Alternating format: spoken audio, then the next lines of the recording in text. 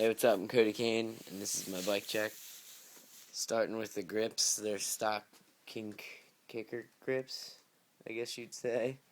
S&M Grand Slam XLT bars, 29 wide, 825 tall. Colt Mind Control stem with the Colony Cane Creek sealed headset integrated. Shadow V3 Creeper forks with a stone revolver front rim. Glow in the dark because I'm sweet.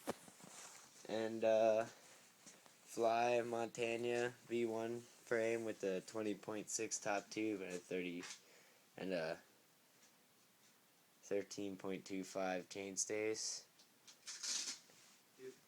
And Madeira pivotal with a kink pivotal post, stock fly clamp, stock Eastern cranks, no pinch bolt.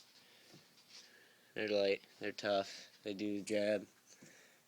Premium PC sealed slim pedals, Stone Revolver BB kit, Spanish, and yeah, Odyssey Path tires in the rear, premium Refuse Resist front tire. Got a big old front tire, take some of that impact. And yeah, got the Shadow back rim with a We the People Supreme cassette. Sounds awesome. And yeah, that's my bike.